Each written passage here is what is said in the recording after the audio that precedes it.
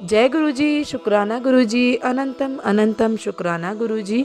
ओम नमः शिवाय, शिवजी सदा सहाय। ओम नमः शिवाय, गुरुजी सदा सहाय। गुरुजी के चरणों में कोटि कोटि प्रणाम और सारी संगत जी को जय गुरुजी। संगत जी, आज का सत्संग कैप्टन रवि राय अंकल जी का है, तो देर ना करते हुए सत्संग को शुरू करते हैं। संगत जी, इस सत्संग में अंकल जी बताते हैं, संगत जी 1995 में श्री राय अंकल, जो अब एक जहाज के कप्तान हैं, जलंधर में अपने घर पर थे जब उनकी बाईं आंख की पुतली में थोड़ी धुंधलाहट आ गई थी। परीक्षण के बाद पता लगा कि उनकी आंख के पीछे के पर्दे में आ रही एक नर्व में समस्या थी। सौभाग्यवश उस समय उनकी माँ और पत्नी डिफेंस कॉलोनी में गुरुजी के मंदिर में किसी का संदेश लेकर जा रही थी। उसके पश्चात उनकी माँ चाहती थी कि पुत्र भी उनके साथ आए ताकि वह भी गुरुजी के दर्शन कर सके। राय अंकल जी ने मना कर दिया, पर वह अपनी माँ को वहाँ तक छोड़ने के लिए मान गए। वहाँ पहुँचने पर वह उत्सुकतावश अंदर भी आ गए। संगत जी, मातृभाव से प्रेरित राय अंकल की माँ चाहती थी कि उनका बेटा पुनः ठीक हो जाए। उन्होंने गुरुजी को अपने पुत्र की समस्या के बारे में बताया तो गुरुजी ने उनको एक अन्य कमरे में जाकर प्रतीक्षा करने को कहा। राय अंकल उस कमरे में अधीर हो चले थे और उनके मन में विचार आया कि वह वहाँ क्या कर रहे हैं। ठीक उसी वक्त गुरुजी ने कमरे में प्रवेश किया और पूछा कि वह उनके लिए क्या कर सकते हैं। उन्होंने राय अंकल को कुछ पान के पत्ते लाने को कहा। उन्हें अभिमंत्रित कर उन्होंने राय अंकल को इस निर्देश के साथ दिए कि वह उसे अपनी आंखों के ऊपर रखकर 1 घंटे के लिए हल्की पट्टी बांध ले। उसके बाद उन पत्तों को बहते जल में प्रवाहित कर दें। राय अंकल ने वैसा ही किया और 1 घंटे के बाद उनकी आंखों की दृष्टि ठीक हो गई थी। राय अंकल ने गुरुजी के दर्शन के लिए जाना आरंभ कर दिया। तीसरी या चौथी बार जाने पर उन्हें एक सपना दिखाई दिया। सपने में उन्हें उठाया गया और उन्होंने देखा कि उनके कमरे की दीवार पर नीली आभा है।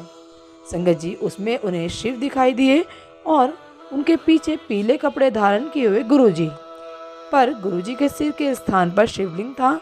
उन्होंने अपनी पत्नी अनु को जगाया, पर तब तक वह आभा अदृश्य हो गई।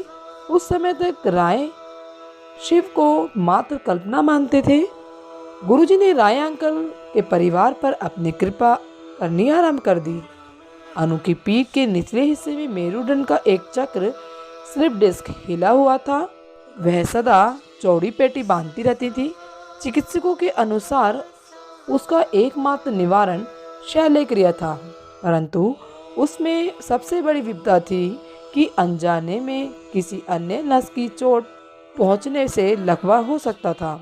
संगत जी, गुरुजी को इस समस्या का पता लगने पर उन्होंने चम्मच अनु की पीठ पर लगाकर निरीक्षण किया। उनकी वेदना तुरंत समाप्त हो गई और पुनः कभी नहीं हुई। उसके थोड़े दिन बाद जब वह दंपति हेमकुंड साहिब गए, जहां पर 22 किलोमीटर का पैदल मार्ग है, अनु सबसे आगे चल रही थी। राय अंकल को अपने जहाज पर जाने में 1 मास का समय और बचा था। उन्होंने अपनी मौसी, जिनके हृदय का वॉल्व बदला जा चुका था, को जलंधर बुलाने का निश्चय किया, जिससे गुरुजी के आशीष का फल प्राप्त कर सके। इस अंतराल में गुरुजी उससे सदा पूछा करते थे कि वह जहाज पर कब जा रहे हैं, तो उनका उत्तर 1 मास ही रहता था। वह राय अंकल को एक शब्द भी सुनने को कहते थे, जिसके शब्द कुछ इस प्रकार थे, नया भक्त पहली सीढ़ी पर ही है। पर उसने सबको असाध्य के मार्ग पर बुलाना आरंभ कर दिया। तथापि इन संकेतों को अनदेखा कर राय अंकल अपनी योजना के अनुसार पुणे गए और मौसी को लेकर वापस आए। जब वह गुरुजी के दर्शन के लिए गए तो दर्शन सहज नहीं हुए। भक्त बताते थे कि गुरुजी पाठ कर रहे हैं या मुख्य द्वार बंद होता था। स्पष्टताएं कुछ विशेष बात अवश्य थी। फिर एक दिन दर्शन हो ही गए। गुरुजी ने मौसी को आशीर्वाद दिया और पुणे वापस जाने को कहा। गुरुजी के इस कथन की अवहेलना हुई। पुनः गुरुजी के दर्शन पर जाने पर उन्होंने फिर उनको वापस घर जाने को कहा। राय अंकल के पूछने पर कि क्या वह रह सकती हैं, गुरुजी चुप रहे। स्पष्ट था कि वह उन्हें वापस पुणे भेजना चाहते थे। शीघ्र ही राय अंकल अपने जहाज पर जाने के लिए जलंधर से चलने वाले थे कि उनकी मौसी के हृदय में समस्या हो गई। उन्हें वहीं के सेना चिकित्सालय में प्रविष्ट कराया गया। जब तक राय अंकल अपने जहाज पर पहुंचे, उनकी मौसी की अवस्था बहुत बिगड़ चुकी थी। तथापि गुरुजी के कारण उनके अंतिम दिन बहुत प्रसन्नता पूर्वक बीते। संगत जी, उनके परिवार के सदस्य भी उनसे मिल सके। मौसी ने अपने परिवार के सदस्यों को बताया कि गुरुजी के कारण वह उन्हें देख पाए और उनसे बात कर पा रहे हैं। उनकी मृत्यु भी बहुत शांतिपूर्वक हुई, पर राय अंकल को संदेश मिल गया था, यदि वह उन्हें वापस पुणे ले जाते तो उनका अंत संभवतः इस भांति नहीं होता। संगत जी, अगला सत्संग गुरुजी के कथन पर पदोन्नति कैसे हुई। राय अंकल एक बार अपनी कंपनी बदलना चाह रहे थे, क्योंकि अपने कार्य में दक्ष होते हुए भी पिछले 4 वर्ष से जहाज के कप्तान के पद पर उनकी उन्नति रुक गई थी। वह चंडीगढ़ में अपनी पत्नी का जन्मदिवस मना रहे थे जब उनको मुंबई से एक नई कंपनी से फ़ोन आया। संगत जी, उन्होंने उन्हें कप्तान के पद पर लेने की बात कही। राय अंकल जी गुरुजी की आज्ञा लेने दिल्ली आए तो गुरुजी ने केवल घूम आ कह दिया। मुंबई पहुंचकर राय अंकल ने नियम अनुसार अपने स्वास्थ्य परीक्षण कराए और फिर उस कंपनी के अधिकारियों से मिले। वार्तालाप करते हुए उन्होंने उनके व्यवहार में परिवर्तन देखा। वह उनको कप्तान बनाने से पूर्व 2 मास तक जहाज पर कार्य करने को कह रहे थे। राय अंकल ने मना कर दिया। वापस आकर उन्हें पता लगा कि उनकी पुरानी कंपनी उन्हें वापस बुला रही थी। गुरुजी ने उनके साथ कार्य करने का परामर्श दिया। फलस्वरूप राय स्कॉटलैंड गए, जहां पर उनका जहाज बंदरगाह पर आने वाला था। जहाज 2-3 दिन देरी से आ रहा था और वह वहीं रहे। जिस दिन जहाज आने वाला था, राय अंकल को एक स्वप्न आया। उन्होंने गुरुजी को उन्हें एक तिथि बताते हुए देखा, 14 जुलाई।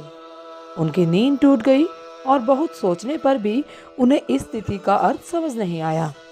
संगत जी, जब जहाज आया तो उन्हें जहाज के प्रमुख को निवृत्त नहीं करना था, परंतु जहाज प्रमुख को निर्देश था कि वह राय अंकल को कैरिबियन तक अपने साथ कार्य करवाते हुए ले जाएंगे और वहां पहुंचकर राय अंकल को जहाज का उत्तरदायित्व सौंप देंगे। राय अंकल को इस बारे में कुछ भी नहीं पता था।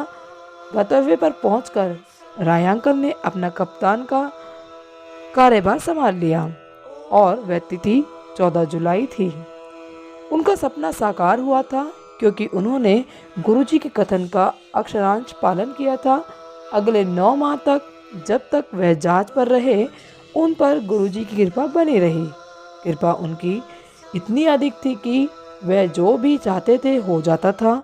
वह इस विचार से भयभीत हुए कि वह कोई अनैतिक इच्छा ना कर बैठे। संगत जी, गुरुजी क्या नहीं कर सकते। 1997 में राय अंकल अपना नया पासपोर्ट बनवाने मुंबई गए। यह अति आवश्यक था। जब वह अपना नया पासपोर्ट बनवा रहे थे तो उन्हें पता लगा कि वह अपना पुराना पासपोर्ट, जिसमें अमेरिका वीज़ा था, खो चुके हैं। वह अति व्याकुल थे जब उन्हें पासपोर्ट चुराने वाले गिरोह का एक सदस्य मिला। उसने उनके पासपोर्ट के विवरण लिए और ढूंढकर लौटा दिया। संगत जी, अगले सत्संग में मैं बताऊंगी कि गुरुजी ने कैसे पुणे में चमत्कार किया था। राय अंकल का पुत्र भी गुरुत्व से वंचित नहीं रहा। यद्यपि उसने गणित और विज्ञान विषय ले लिए थे, गुरुजी ने उसे पुणे में कानून का पाठ्यक्रम करने को कहा। पुणे में राय अंकल के मामा रहते थे। पिता पुत्र जब पुणे पहुंचे तो उन्हें पता लगा कि उसे कहीं स्थान मिलने की संभावना नहीं थी। पुणे विश्वविद्यालय ने और विद्यार्थियों को प्रविष्ट करने का निर्णय लिया। वह परीक्षा में बैठा और उसे प्रवेश मिल गया।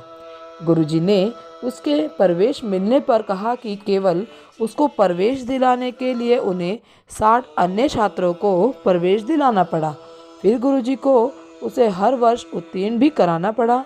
उस दिन उस पर दिव्य कृपा बनी रही। जब गुरुजी ने कहा, उसके मित्र फेल होते रहे और वह प्रत्येक वर्ष पास हो रहा था। राय अंकल के मामा जी भी लाभान्वित हुए। एक बार गुरुजी ने राय अंकल को अपने मामा जी को देने के लिए अपना एक स्वरूप दिया। यह अचंभे की बात थी क्योंकि राय अंकल ने कभी गुरुजी से अपने मामा जी के बारे में बात नहीं की थी। संगत जी, जब पुणे में राय अंकल ने गुरुजी का एक स्वरूप अपने मामा जी को दिया तो उनके मामा जी बोल उठे कि गुरुजी को कैसे पता है। राय को कौतूहल हुआ और वह सही बात जानना चाहते थे। यह दुख की बात थी कि राय अंकल के मामा जी के विवाह को 30 वर्ष होने को आए थे, किंतु उनके यहाँ संतान नहीं हुई थी। वह सरोगेट मदर से संतान करवाना चाह रहे थे, पर वह प्रयास भी असफल रहा था। गुरुजी का चित्र आने के पश्चात उनके मामा जी के यहाँ पुत्र उत्पन्न हुआ था। उस समय तक वह गुरुजी से मिले भी नहीं थे। पुत्र होने के उपरांत वह पुणे से गुरुजी के दर्शन करने आने लगे। राय अंकल और उनके परिवार के सदस्य गुरुजी के अनुयायी थे। उनके पिता दर्शन के लिए नहीं आना चाहते थे। उनके मतानुसार मनुष्य को अच्छा रहकर केवल ईश्वर से संबंध बनाकर रखना चाहिए। कोई उनके ना आने की बात से असहमत भी नहीं था।